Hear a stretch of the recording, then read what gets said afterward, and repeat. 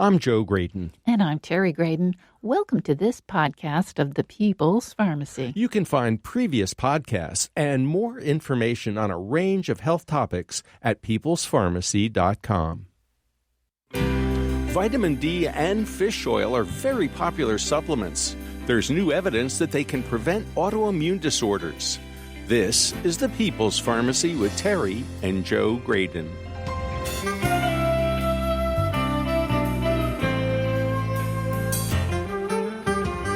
Many health professionals are skeptical about the value of dietary supplements. Both vitamin D and fish oil have a checkered history for disease prevention. A large double-blind placebo-controlled trial called VITAL produced some surprising results. There are no medicines that prevent autoimmune disorders like rheumatoid arthritis or lupus, but omega-3 fatty acids and vitamin D were able to do that. What other benefits does fish oil offer? Coming up on the People's Pharmacy, new insights on the health benefits of vitamin D and omega-3s.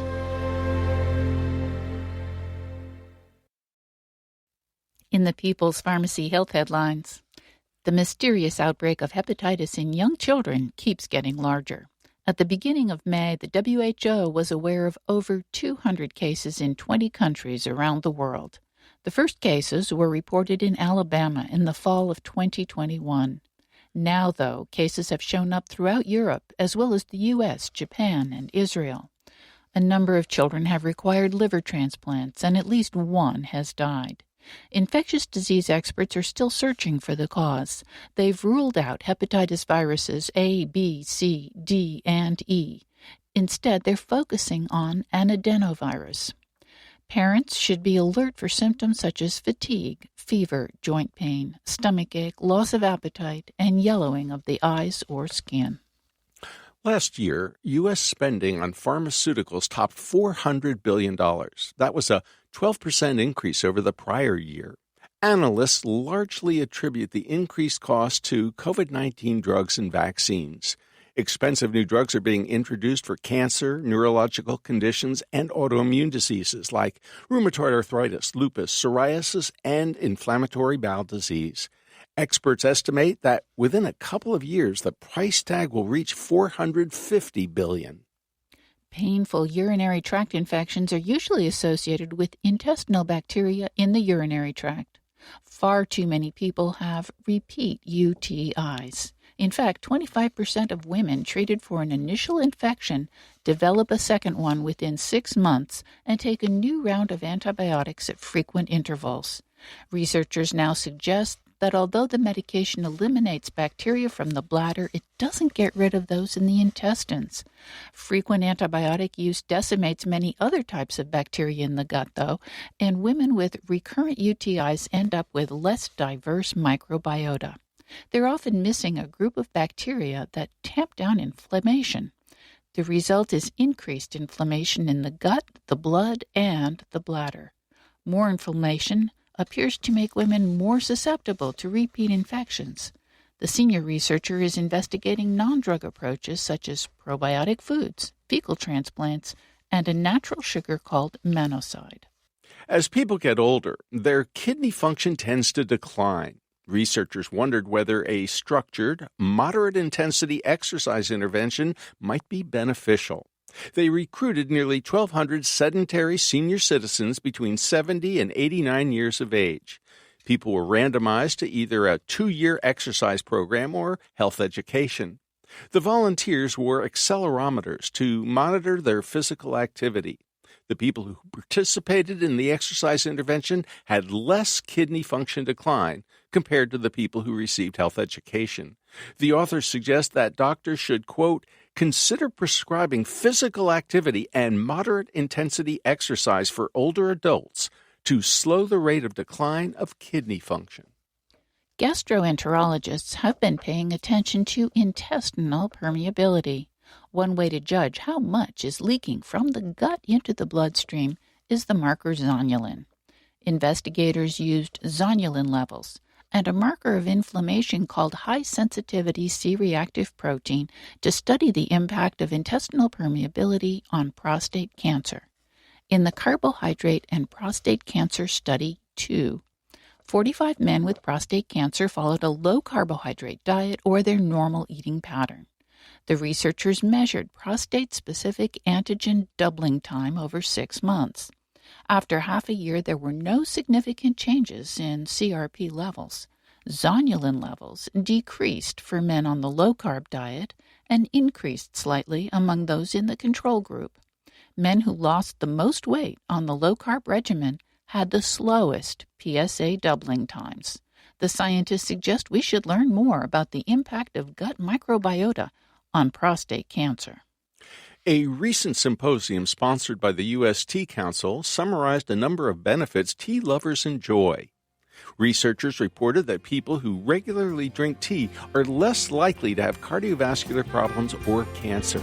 In addition, they appear to have improved immune function and better cognitive health compared to those who do not drink tea. And that's the health news from the People's Pharmacy this week.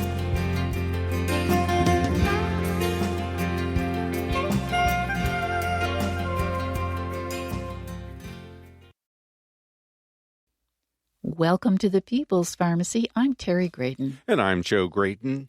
Many health professionals are skeptical of dietary supplements. They maintain that you should be able to get all the nutrients you need from your food. In addition, they suspect that there isn't rigorous scientific evidence supporting supplements. That might be true in some cases, but today we're talking about a large, extremely well-conducted, randomized, placebo-controlled clinical trial called VITAL. Our guest is Dr. Karen Kostenbader. She's a rheumatologist at Brigham and Women's Hospital and a professor of medicine at Harvard Medical School. Dr. Kostenbader was one of the investigators on the VITAL trial. Welcome to the People's Pharmacy, Dr. Karen Kostenbader. Well, thank you for having me. I'm looking forward to talking to you. Dr. Kostenbader, we are so excited about your study. It's called VITAL, V-I-T-A-L. Can you tell us a little bit about this research? Sure. Well, it's not really my study. This is a very big trial, a nationwide trial that was conducted out of the Division of Preventive Medicine at the Brigham and Women's Hospital and Harvard Medical School. And it started back in 2011 and enrolled over 25,000 people, 25,871 people to be exact. These were older men and women across the country, so men age 50 and older and women age 55 and older. More than 20% were African Americans, and it tested two hypotheses. One was that vitamin D intake would be good for you, and the other that was that omega-3 fatty acid intake, or also called fish oils, would be good for you. And they did this, and they set it up as a 2-by-2 factorial trial. So first they randomized these people to get a vitamin D supplement or a placebo. So half got the vitamin D supplement, 2,000 international units a day, and half got a very identical-looking placebo. And then they re-randomized people, so then half of each group got the omega-3 fatty acid supplement or an identical placebo. And everyone took these 2 pills a day, not knowing what they were, in this trial for 5 years. So the primary outcomes that the original trial developers, which were Dr. Joanne Manson and Julie Buehring, who spearheaded the trial and setting it up in the first place, they were looking at cancer and cardiovascular disease outcomes. And so I quickly realized that this is an ideal setting in which to study whether vitamin D and omega-3 fatty acids would have any effect on new autoimmune diseases, which is what I study and I'm interested in as a rheumatologist. So we followed everyone throughout the trial for new autoimmune disease diagnoses. They were following for new diagnoses of cancer and cardiovascular disease, and other investigators have been following for other things. And the participants were great. They reported all kinds of new doctor-diagnosed diseases. And then we got medical records, and we looked to verify whether they were indeed new when they started, and validated whether they had new diseases such as rheumatoid arthritis, polymyalgia rheumatica, autoimmune thyroid disease, psoriasis, inflammatory bowel disease, and really any other. There are many, many autoimmune diseases. There are really over 100 autoimmune diseases. Those are some of the more prevalent ones. And then at the end of 5 years, we stopped the blinding and looked at the data, and we found for autoimmune diseases that actually both supplements looked effective, which is really exciting. There have been a lot of hypothesizing about these supplements reducing the risk of autoimmune disease, and there are many reasons that they could be beneficial, but we didn't have a trial like this to prove it, because certainly there are many other what we call confounders in observational data that because you eat a healthier diet and have more vitamin D or more omega-3 fatty acids in your diet, this goes along with a lot of other things that may make you healthier and make you less likely to get an autoimmune disease. But here we took people who looked identical in a lot of other regards. They, in terms of their age, race, sex, education, where they lived, all these other things were very well randomized. And we had more new cases of autoimmune disease develop in the people getting the placebo arms than getting any of the intervention arms, actually. So, Dr. Kostenbader, how good were these supplements in protecting people from the autoimmune diseases you were looking at? So autoimmune diseases, as I said, we went through the medical records and we tried to confirm all new autoimmune diseases. And in some cases, it was difficult. So we had a pile of people that we called the confirmed autoimmune diseases, new autoimmune diseases, and there were 278 of them. And then we had other people who were pretty likely were also new autoimmune diseases, but we couldn't get enough in the medical records to make sure, and we called those the probable. So between confirmed and probable, we had 457 new cases. So for the vitamin D, we saw at the end of 5 years that the hazard ratio was 0.78, so that's a 22% reduction in the risk of having a new autoimmune disease, and that's the confirmed autoimmune diseases, and that was statistically significant. And then for the N3 fatty acid supplementation over 5 years, we found the hazard ratio was 0.85, and that was a 15% reduction, which looked very good, but it did not make statistical significance. But then when I told you about these other probable cases, when we added in the confirmed and probable cases up to 457, then we saw the hazard ratio was 0.82. So that's an 18% reduction, and that was statistically significant. So between the two, we had a nice reduction. And what about the combined? What if people were taking both fish oil and vitamin D? Was there a synergistic effect? Right. So that was one of the main hypotheses that we had going into the trial. And the four-arm factorial groups design really is nice for looking at whether there's synergy, because we had a group taking placebo, and then we had a group taking both active agents. And so what we saw is actually taking any of them reduced the risk of developing autoimmune disease, but we didn't see a statistical interaction synergy between the two, which is interesting. There's much more to do to tease this apart. So when we looked in the four arms with about 6,400 people in each of the four different groups, we found that the placebo group had the highest risk of developing autoimmune diseases. And then in the two active agents, the hazard ratio was 0.69, which is definitely low. And in the omega-3 fatty acid, it was 0.68. No, I'm sorry, that's the vitamin D active, but the N3 placebo. And then the N3 active was 0.74. So it looks like they were all pretty significantly reduced. Now, what's so fascinating about this study, at least from my perspective, is this is as good as it gets. I mean, this is the gold standard. Pharmaceuticals don't always achieve this level of success. And I think many of your colleagues tend to think, oh, well, drugs, that's evidence-based medicine. Those dietary supplements, that's kind of squishy. It's not real science. But here we have real science suggesting that both vitamin D and omega-3 fatty acids, fish oil, can be beneficial. And there aren't a lot of things that we can do to prevent autoimmune disease, are there?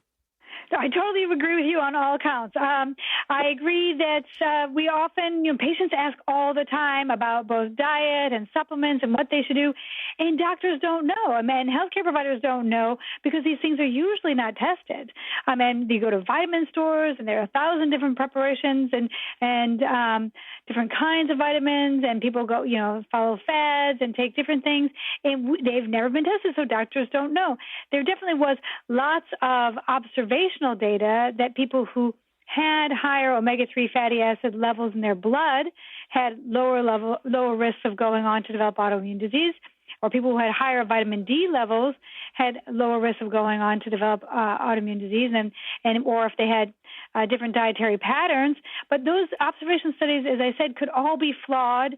It could be that as you develop autoimmune disease, there is inflammation, and that does something to change your circulating levels of vitamin D and omega-3, but it doesn't mean it was causal. But in a huge randomized trial like this was, as you said, really the gold standard. This is, it was completely blinded. Nobody knew what anyone was taking. The four groups looked really identical, and there was very good randomization. There was very good follow-up. People we assured adherence by testing. About 2/3 of the people got their blood tested to make sure that their vitamin D and omega-3 levels were going up, that people were actually taking the pills. And here we have the result that actually after 5 years they did have these effects. And I think I was as flabbergasted as anyone, because it's a very strong result. And actually for the cancer and cardiovascular disease outcomes study, we didn't have in the same trial, there was no significant events. Maybe for MI, maybe in some group, myocardial infarction, and maybe in some subgroups, they saw a glimmer that the agents might have had protective effects, but not to this extent. Now, Dr. Kostenbader, you were looking at prevention of new diagnoses for autoimmune diseases. Do we have any reason to think that these supplements would be helpful for people who already have an autoimmune condition? Yes, and I think that's a very good question. I think for a long time we have recommended vitamin D to our patients with autoimmune and inflammatory conditions, if only because we were recommending it for osteoporosis prevention, because we know that vitamin D also has a very strong effect on bone metabolism and people with inflammatory diseases, and on steroids, prednisone, have a lot of bone loss.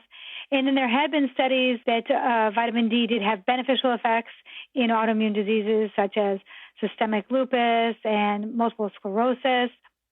And similarly with omega-3 fatty acids or fish oils, there are older trials in the literature of patients with rheumatoid arthritis and lupus and other conditions showing that they do have benefit.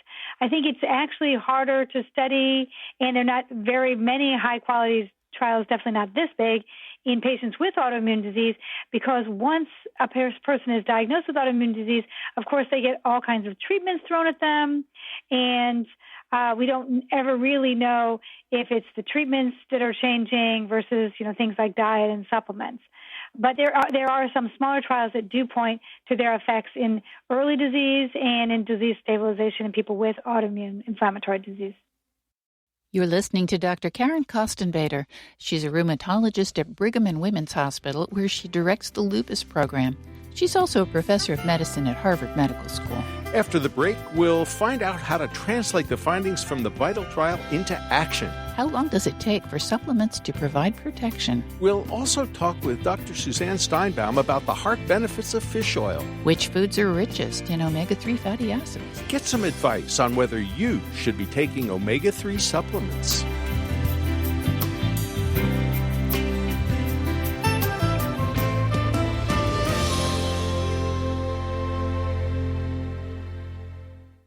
You're listening to The People's Pharmacy with Joe and Terry Graydon. This podcast is made possible in part by CocoVia, maker of high-potency cocoflavanol supplements. Cocoflavanols are among the most well-studied plant-based nutrients, backed by 20 years of scientific research. CocoVia Cardio Health is available in capsules or powder, providing 500 milligrams of cocoflavanols daily. This supports better blood flow and vascular performance. CocoVia also offers Memory Plus, a supplement with 750 milligrams of cocoflavanols. This product is backed by 4 different clinical studies demonstrating significant improvement in several aspects of memory. CocoVia Flavanols offer you all the benefits of chocolate without the sugar.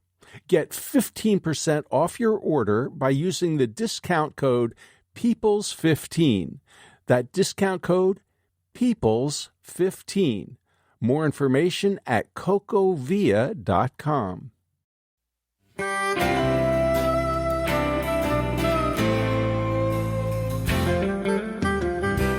Welcome back to the People's Pharmacy. I'm Terry Graydon. And I'm Joe Graydon. The People's Pharmacy is brought to you in part by CocoVia, maker of high-potency cocoflavanol supplements that support cognitive and cardiovascular health. More information at cocovia.com. We're talking about the VITAL trial of vitamin D and omega-3 fatty acids. Do you take fish oil or vitamin D? How much is appropriate? We're talking with Dr. Karen Kostenbader. Our guest is a rheumatologist at Brigham and Women's Hospital and professor of medicine at Harvard Medical School. Dr. Kostenbader, if our listeners want to put the results of your study into action, how would they do that? And what kind of doses are you talking about? Right. So definitely the dose. The limitation of the trial is that we only were able to, in this big trial, to study one dose and one preparation of each of the supplements. So our results really are only generalizable to that preparation and that dose. And as I said, you go into the vitamin store and there are many different doses and there are many different formulations. Some of which are kind of approved and have been reviewed and have stamps of approval, but others have not. So we, in this trial, it was 2,000 international units of vitamin D a day, and it was 1,000 milligrams of the omega-3 fatty acids. So the vitamin D, 2,000 international units, is probably a little bit higher than is recommended for most people to take in. And so I think it is good to talk to your doctor and the omega-3 fatty acids. I think if you want to start either of these, it's a very good idea to talk to your doctor first. When you start any new supplement or medication, make sure that they're safe for you. We did have to exclude at the start of the trial people who had kidney stones, for example, because higher dose vitamin D can lead to calcium reabsorption in the GI system, and higher levels of calcium can contribute to kidney stones. So there are some side effects. So if you have kidney stones, for example, probably shouldn't take high dose of vitamin D. And then for the omega-3 fatty acids, some of the preparations are really fish, so because they're very abundant in fish. So if they're marine fatty acids, then you have to make sure you don't have a fish allergy, you're not allergic to anything else in there.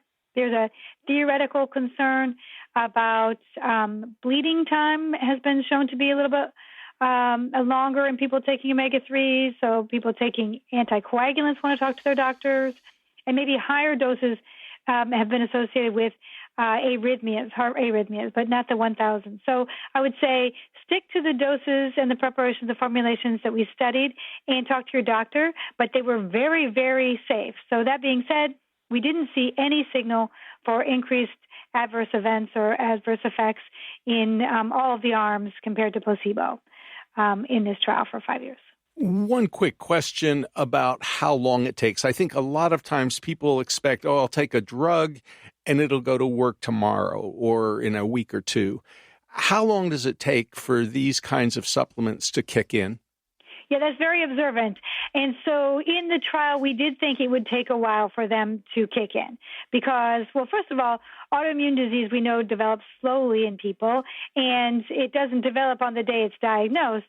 So we figured, the first couple of years of new autoimmune diseases, probably they were already brewing before the time of the start of the trial and less influenced by starting the new medication or the new supplement. So what we saw was that for vitamin D, the curves did not separate between the people taking placebo, who had a higher risk eventually of developing new onset disease, versus the supplement people until about 2 or 3 years. So for vitamin D, it took 2 or 3 years. And that may be because it really has these immune system effects. It resets the entire immune system and downregulates the interplay between the T cells and the B cells and the monocytes and the macrophages, et cetera. And that takes a while for that whole system to be reset. For the omega-3 fatty acids, actually, the curve started separating right away. And that was really interesting to us as well. We didn't see the same delayed effect. And that may be because it has a different mechanism of action. Maybe it's because it's working more on the inflammation resolution side. And so if there is some brewing inflammation already, it can already suppress that. We don't really know. But the vitamin D effect, definitely, it's very interesting to see the curves They're superimposable until about 2.5, 3 years, and then they start to separate. Dr. Karen Kostenbader, thank you very much for talking with us on the People's Pharmacy today. Thank you for having me. You've been listening to Dr. Karen Kostenbader. She's a rheumatologist at Brigham and Women's Hospital and professor of medicine at Harvard Medical School. Dr. Kostenbader was an investigator on the VITAL trial. You'll find a link to her paper on our website. We turn now to Dr. Suzanne Steinbaum. Her specialty is preventive cardiology. She's founder and CEO of Heart Tech Health, a med tech innovation to decrease the risk of women's cardiovascular disease. Dr. Steinbaum is author of Dr. Suzanne Steinbaum's Heart Book, Every Woman's Guide to a Heart-Healthy Life. Welcome to the People's Pharmacy, Dr. Suzanne Steinbaum. Thank you so much for having me. We've just talked with Dr. Karen Kostenbader about the VITAL, VITAL trial and the effects of omega-3 fatty acids on autoimmune diseases. Dr. Steinbaum, we'd like to get your perspective on some background in omega-3s, like what's the difference between EPA and DHA and ALA, and why are they important for our normal physiology? Omega-3s are one of these things we've been talking about for so many years. And in fact, many years ago, when the American Heart Association was looking at this notion of supplements and should we take supplements, omega-3s has been that one thing that has stood out as being an essential fat, meaning we only can get it from our food or outside sources. Our body doesn't make it. So it's been the only thing that has really been considered a possibly essential supplement for those of us who aren't getting it from our food. Omega-3s are part of cell membranes. They're part of arterial walls, the eyes, the brain, the heart. And as you've discussed, they regulate inflammation. But they are essential for these organ systems, yet we don't make them inside. We have to get them externally. As you mentioned, omega-3s are made up of EPA and DHA and ALA. EPA is part of the omega-3 that really is the most protective for cardiovascular disease in the arterial wall. And DHA is really important for the functioning of the brain and the eye. It's highly concentrated in the brain, so very, very important for cognition and brain health. And ALA, which is the most common, it's found in vegetable oils and nuts. Very high in walnuts, in fact, but also in canola oils and soy oils. And it's really about energy. It doesn't turn into DHA and EPA, which is really the bioavailability of it is less, but yet it's a bigger portion and part of our diets. Dr. Steinbaum, you've mentioned that we have to get these essential fatty acids from our food. Can you tell us a little bit about what foods, other than the walnuts that you just mentioned and the vegetables, are rich in omega-3 fatty acids? We know that DHA and EPA are very high in fish, in cold water fatty fish. And those are fish like anchovies and halibut, salmon, tuna, mackerel, trout. And they're also high in some of the shellfish like crab and mussels and oysters. But they could be found in things like flax seeds and olive oil, as we mentioned, nuts, and also avocado. Now, Dr. Steinbaum, I have this long memory, and it goes back to the studies of the Inuit people and fish oil. And my recollection is that there were some very intriguing studies decades ago, and then somehow people forgot about them or kind of lost interest. And that seems to be changing, but maybe you could give us a quick historical perspective on quote-unquote omega-3 fatty acids / fish oil. Well, what you're referring to is this population that was eating a lot of cold water fatty fish. And there was a decreased incidence in cardiovascular disease in that population. So trials went on. There were two very large trials, again, decades ago, One of the trials looked at heart attack survivors, and supplementation was given using omega-3s at 1 gram a day, 1,000 milligrams. And it was given to these people over a 3-year period. And in this one trial, there was a decrease in heart attack and stroke, and actually a reduction in cardiovascular sudden death. This was one of the most profound studies because this really drove the cardiovascular community to believe that there is definitely a role in omega-3s, not only in diet, but perhaps supplementation. And then there was another trial that came out after that, looking at a population that took, again, omega-3s high in EPA, the part of the omega-3 that's most protective for cardiovascular disease, along with a statin, which decreases cholesterol, and there was a reduction in cardiovascular events. Those two trials really led the cardiovascular community to probably be on the forefront of looking at the huge role in omega-3s in cardiovascular health. So let's talk a little bit about history, because then what happened? There was another trial that came out, part of the Women's Health Initiative that was really focused on hormone replacement therapy, but part of that trial actually looked at vitamin supplementation. And in this large study, it showed that vitamin supplementation was actually not beneficial or helpful to prevent cardiovascular disease. And there was a shift in thinking. Although this trial did not look specifically at omega-3s, it looked at vitamin A and D and E and K. It looked at this whole notion of supplementation. And unfortunately, as the years went on, more research came out about supplements in general and how there's not standardization, that there's not FDA overlooking the supplement industry. And it showed that supplements themselves might not be pure or really have ingredients in them that it says on the label. And this lack of standardization became part of the narrative. And that narrative became less about, do omega-3s actually help, and should we consider them as an important and essential supplement, to all supplements are bad. And that's a little bit of the history. What we've learned recently from the VITAL trial is that omega-3s actually might be helpful, but for reduction of cardiovascular disease, it was a little less clear whether or not it was. Recently, a drug came out called Vascepa, which is a pharmaceutical grade medication that is pure EPA, that part of the omega-3 that prevents against cardiovascular disease. And in this trial, it looked at people who already had heart events, and they had elevated triglycerides. We know that omega-3s can bring down triglycerides.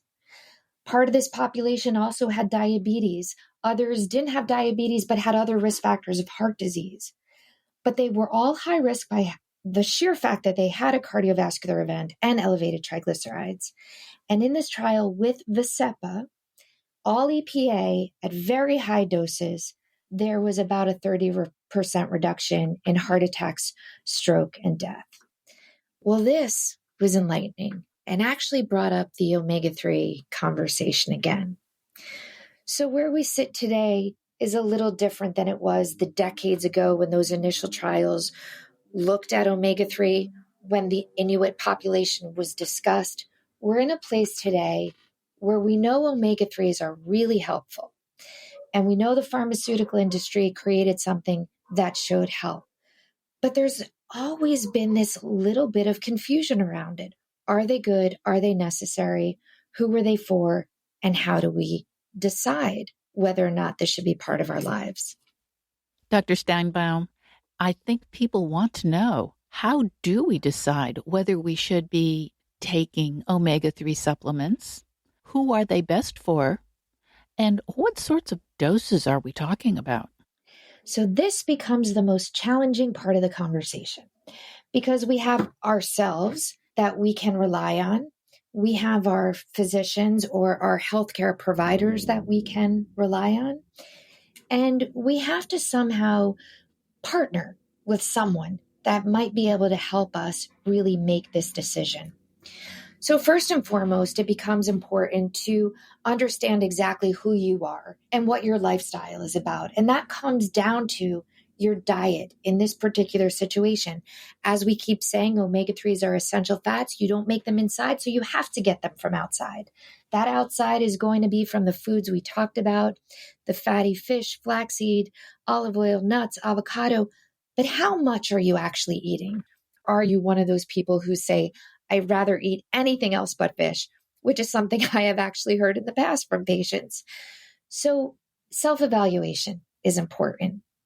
One piece of this story becomes challenging, which is omega-3s are often variably absorbed, meaning one person could be eating the same food as another person and their omega-3 levels in their bloodstream could be different. And one person might actually have enough omega-3s through their diet and another person might not. So this becomes a challenge. I will tell you there are two ways to handle this. If you have a healthcare provider that you really can partner with, there is a blood test out there called an omega-3 index. It is a simple blood test that can actually check your omega-3 level in your bloodstream.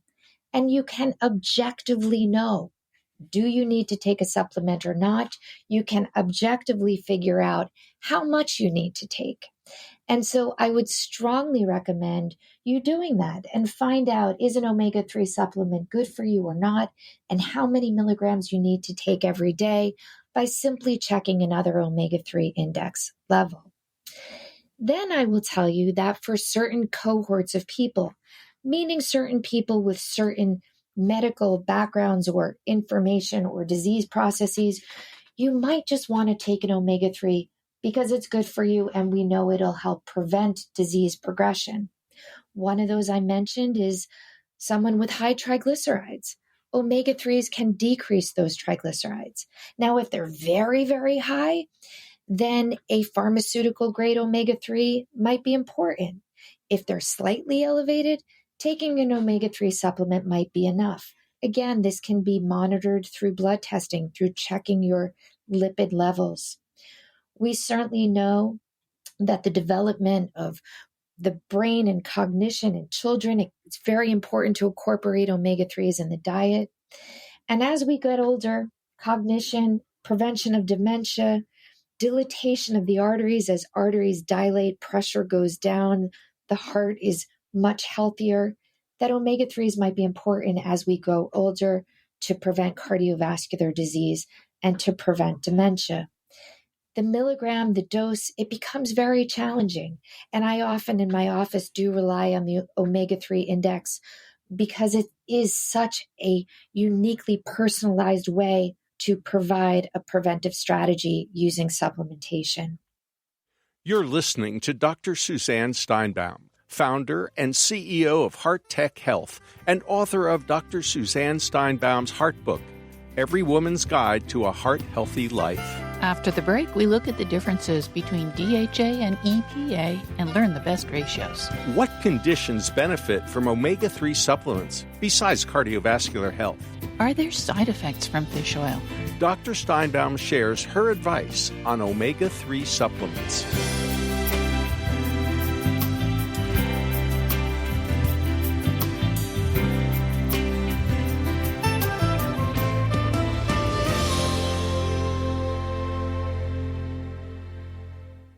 You're listening to The People's Pharmacy with Joe and Terry Graydon. This podcast is brought to you in part by Kaya Biotics, organic probiotic supplements. These supplements are made in the USA with high-quality, sustainably sourced ingredients. Originally developed in Germany, Kaya Biotics offers 3 different formulations with 15 carefully selected strains of bacteria. These are designed to increase the diversity of your gut flora and support your immune system. More information at kayabiotics.com.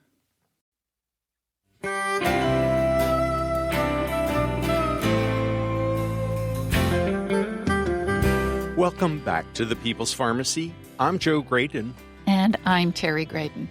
The People's Pharmacy is brought to you in part by CocoVia. offering plant-based nutrients in the form of cocoflavanols for brain and heart health. Online at cocovia.com.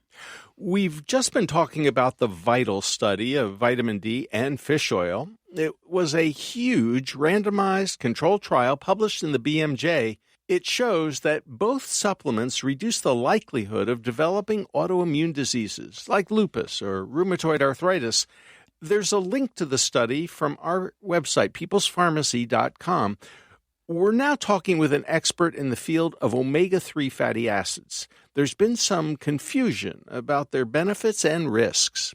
Dr. Suzanne Steinbaum is founder and CEO of Heart Tech Health and author of Dr. Suzanne Steinbaum's Heart Book, Every Woman's Guide to a Heart-Healthy Life. Dr. Steinbaum, I think there's a lot of confusion about the ratio of DHA to EPA. For example, Vascepa, as you described it, is just pure EPA, eicosapentaenoic acid. But a lot of the fish oil that people can buy over the counter, which is way more affordable, let's be honest, Vascepa as a prescription drug is an expensive way to get your omega-3 fatty acids. So it really has to be prescribed, and the insurance company has to get on board with the program. But if somebody went over the counter, it might be $30 or $40 for a month's supply. But how do you know how much EPA and DHA to have? Because there's so many different formulations. Well, you're bringing up another challenging point. We know that DHA is more important for brain health than heart health. When you look at an omega-3 supplement that's focused on brain health, that ratio often is 4-1. Many supplements do have a 1-to-1 ratio, and in some supplements, the reverse is there. That EPA elevation in a 3-to-1 ratio to DHA is better for heart health. And so there becomes that issue of, why am I taking this? Even for some patients who are prescribed pharmaceutical grade EPA, I will say to them, I want you to take a DHA supplement as well. And I will suggest they get a 4-to-1 DHA to EPA ratio, because we already have that heart health covered. And so I want to make sure that the brain health using DHA is there as well. It is important, I think, for all of us to also understand our own personal risks. Do we have a family history of heart disease? Do we have hypertension?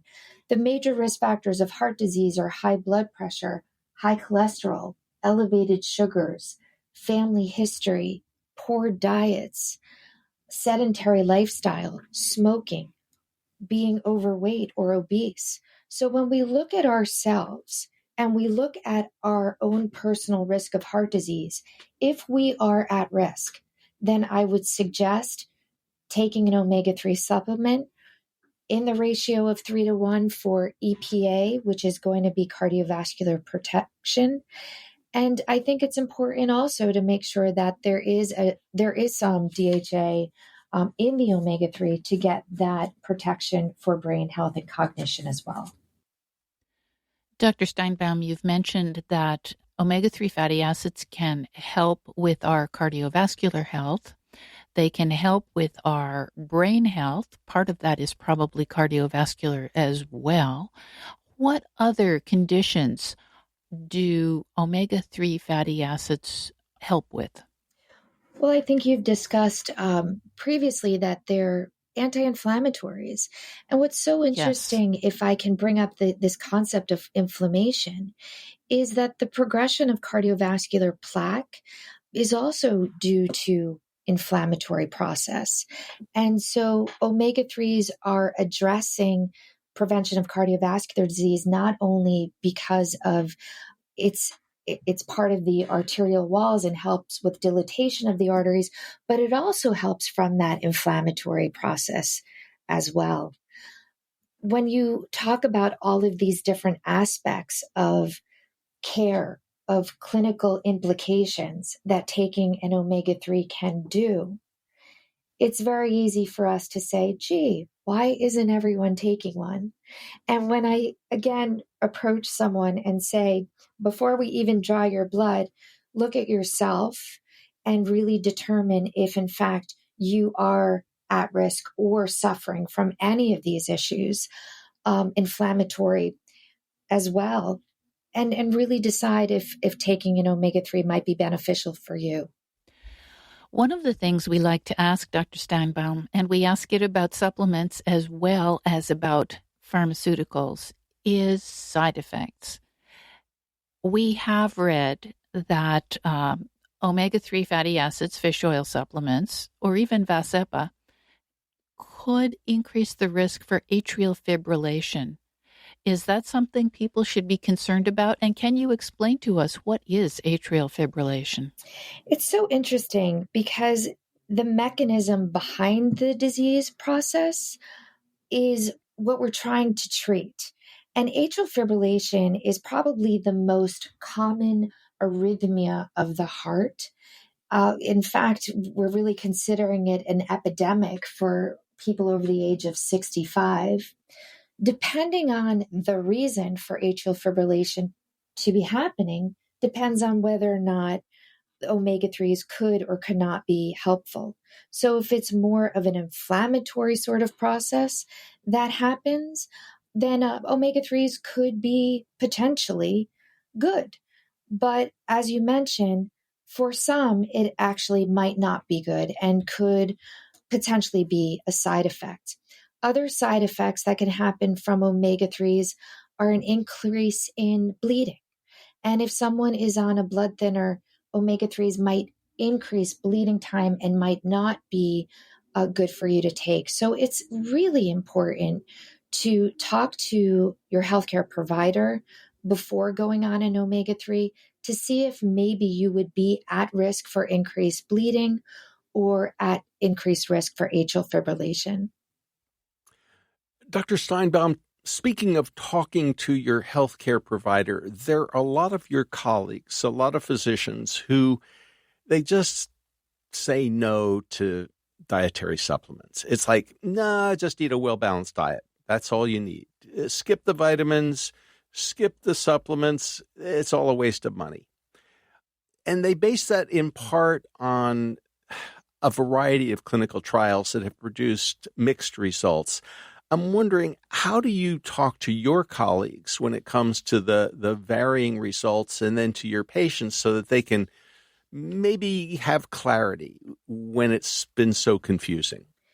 It's so funny you asked that question. I actually had a conversation with a colleague about this yesterday, and he was very emphatic that there was no role for supplements at all. He didn't want to hear it, exactly what you're describing. And I always come at it from the place that we started this conversation. It's always interesting to talk about the history, as you mentioned, because if you talk about the history of how a thought develops, you can often understand why there's controversy and address that controversy from a very different place. One of the things that we know in science is objective data provides us an infrastructure to really guide our thought process. And so, although I agree that supplements and many supplements are not necessary for all, some supplements are important. And when we have that objective data, like a blood test that can guide us in maybe considering some supplementation for some people, it actually makes physicians feel more comfortable. They understand it better. It's tangible. But when people do come in with a list of supplements of variety without really having a full grasp and understanding of what each one is for, sometimes they're taking so many. Physicians really retreat and withdraw and say, throw them all in the garbage, because what they're for and what they do, sometimes we don't have a good understanding. So what I think is the most important thing is to have an open discussion with your healthcare provider and really explain, this is what I want to take and this is why. And really, can I get this blood test? Again, it's tangible, objective data. It makes more sense. If you have a relationship with a provider who absolutely does not want to have this conversation with you, you're probably not seeing the right physician or right healthcare provider. And I do suggest you see someone else who you can partner with. advocating for yourself in healthcare in the world today is critically important.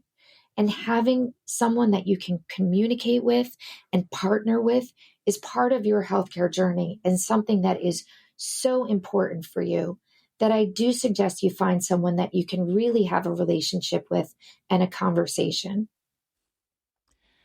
So, Dr. Steinbaum, where does all this confusion leave us? What do you recommend for your patients and your colleagues?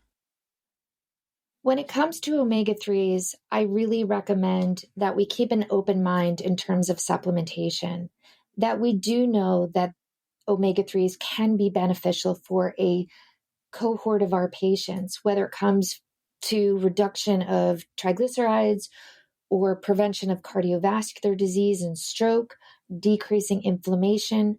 We need to really look at each patient individually and make a clinical decision whether or not omega-3 supplementation could be beneficial for them, especially for those people whose diets might not be as robust in omega-3s as we would hope for.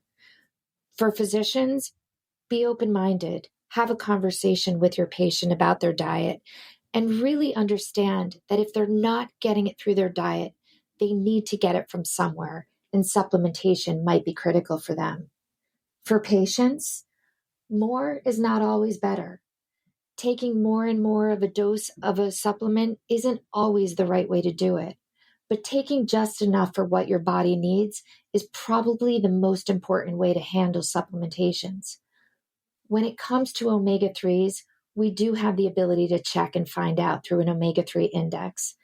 Have a conversation with your doctor. Talk to your doctor about your diet and talk to your doctor about your health care concerns.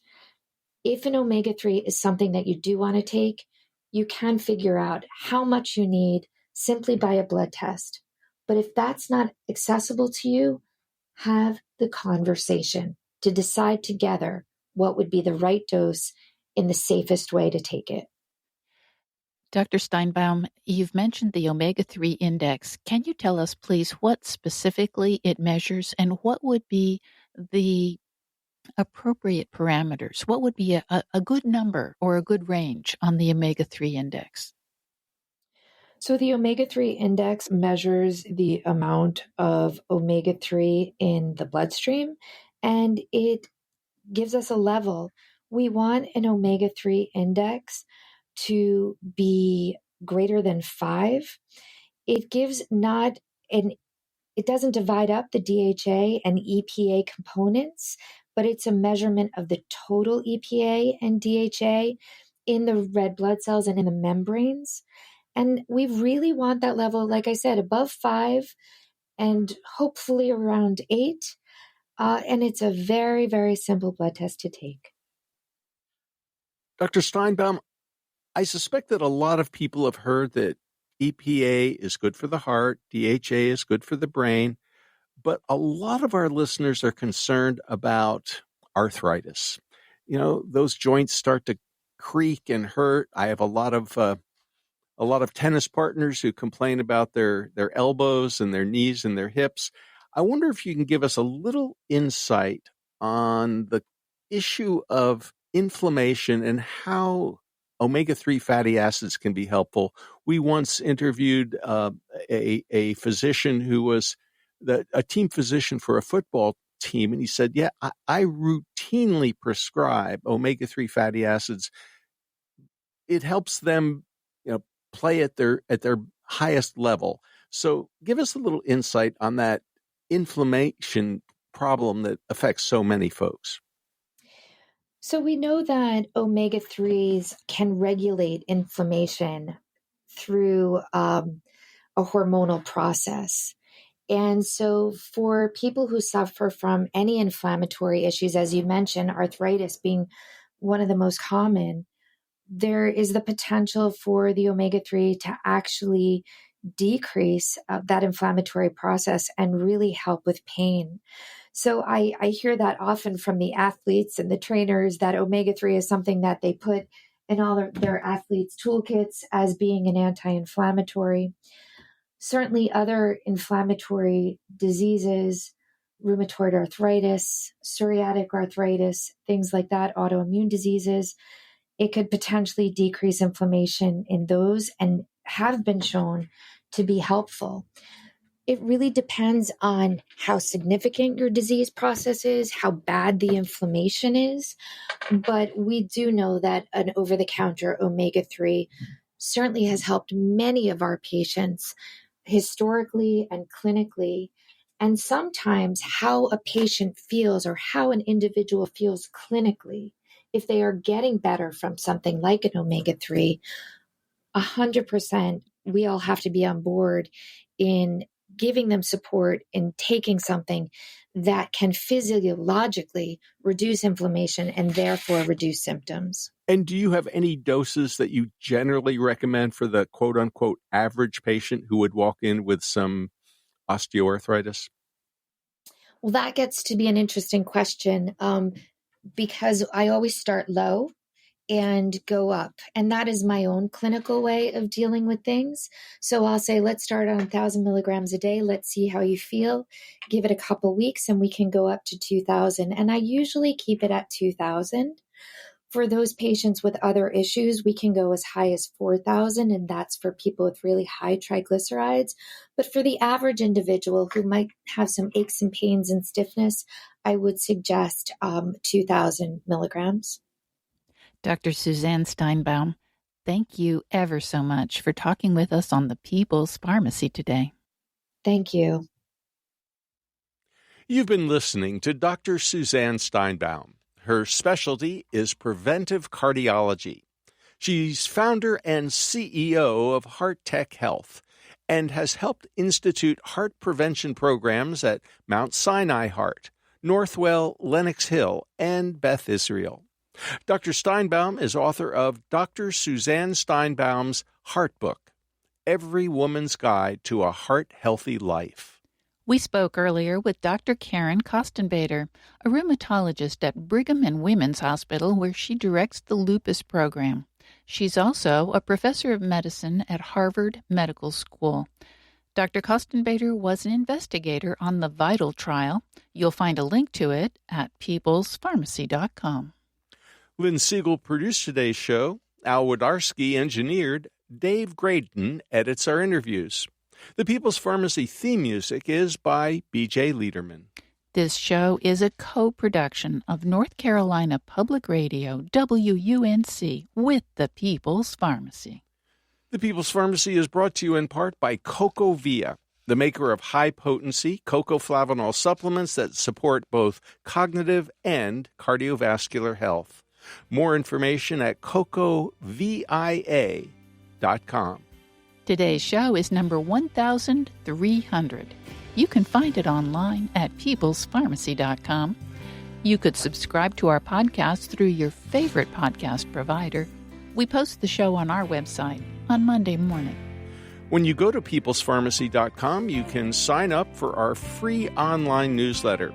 If you want to learn about drug alerts, this is an easy way to stay on top of the breaking health news. In Durham, North Carolina, I'm Joe Graydon. And I'm Terry Graydon. Thank you so much for listening. Please join us again next week.